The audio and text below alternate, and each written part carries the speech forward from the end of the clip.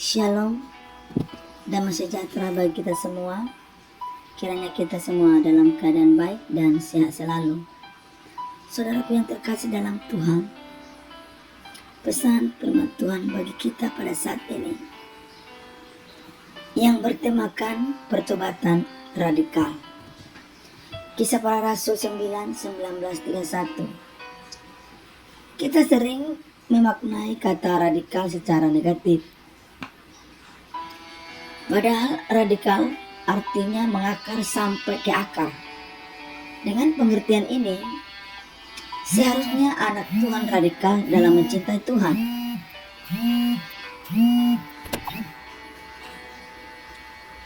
Rasul Paulus mengalami perjumpaan dengan Tuhan.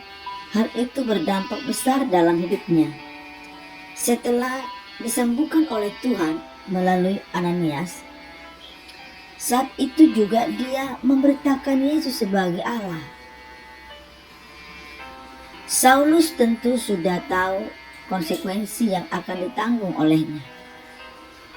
Bahkan konsekuensi tersebut langsung dirasakan olehnya, yakni orang-orang Yahudi mengincarnya dan ingin membunuhnya.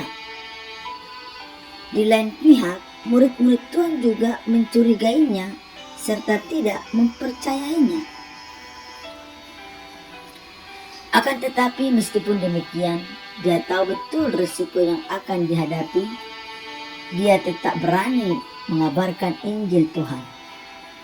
Dari hal ini, kita belajar bahwa Tuhan dapat mengubah kehidupan seseorang secara radikal. Saulus yang dahulu radikal dalam hal kebencian kepada orang Kristen, kini berbalik dan secara radikal menjadi pengikut Tuhan. Bahkan sampai akhir hidupnya, Saulus melayani Tuhan dengan setia. Melalui pelayanannya, Injil Tuhan menyebar secara pesat ke seluruh penjuru dunia. Pertobatan mesti menghasilkan perubahan. Kata pertobatan sendiri mengandung arti berbalik. Artinya berputar 180 derajat. Jika dahulu mengapa ke barat, maka kini berputar ke haluan ke timur. Jika dahulu mengejar dosa dan dunia, kini berputar arah kepada pengajaran terhadap Allah. Namun selama kita masih hidup di dunia, kita masih bisa jatuh lagi ke dalam pencobaan yang berbuat dosa. Bagaimanapun juga kita adalah manusia berdosa. Akan tetapi pertobatan adalah komitmen untuk tidak lagi mengikuti dosa. Pertobatan membuat kita sadar tentang dosa, bahkan membenci dosa. Selain itu, pertobatan seharusnya membawa kita menyenangi kehendak Allah dan pekerjaan Allah. Oleh karena itu, kita perlu menguasai diri akan pertobatan kita benar-benar menghasilkan perubahan. Adapun perubahan tersebut melingkupi perubahan pikiran, perubahan tingkah laku, perubahan hati, dan perubahan perkataan. Saudaraku yang terkasih di dalam Tuhan, ketika kita menyatakan ingin melakukan suatu perubahan atau pertobatan,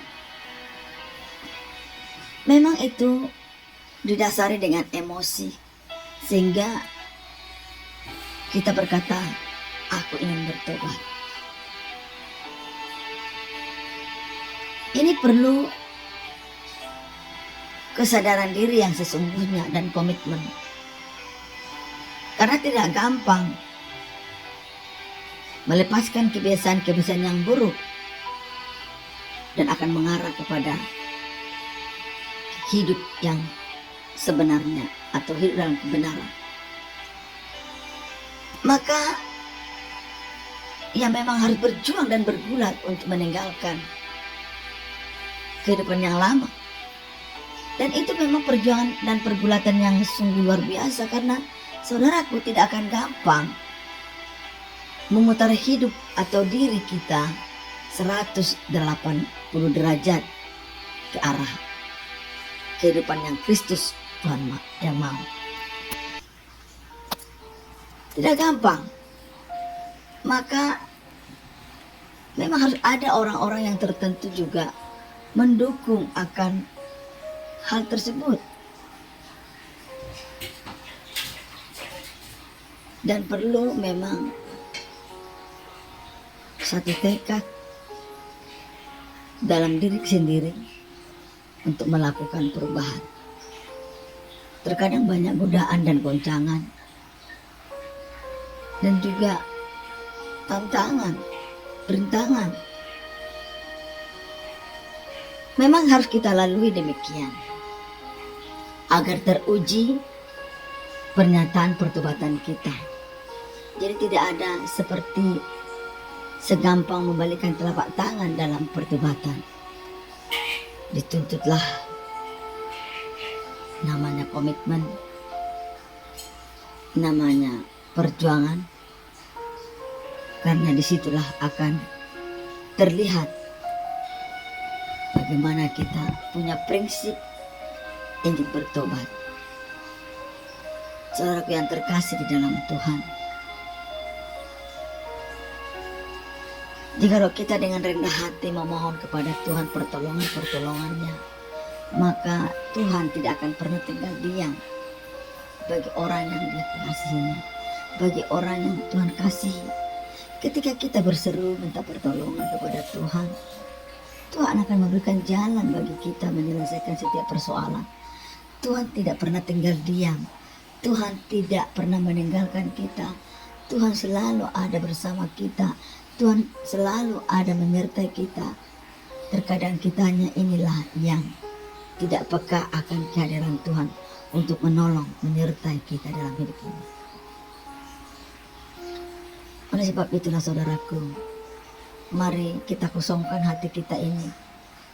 Kita bebaskan rohnya bertata di hati dan pikiran kita, agar Roh Kudusnya memampukan kita mengalami pertobatan, perubahan hidup yang nyata, yang mampu menghasilkan buah yang dapat dirasakan banyak orang.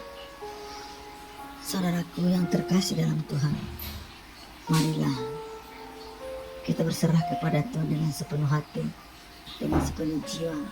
Saya percaya kuasanya masih mampu mengubah kehidupan kita hari ini dan lusa, sampai Maranatha pun Yesus kata kedua kali, mampu Roh Kudusnya mengubahkan kita. Tuhan Yesus memberkati kita dalam penyampaian pesan firman Tuhan. Haleluya. Amin.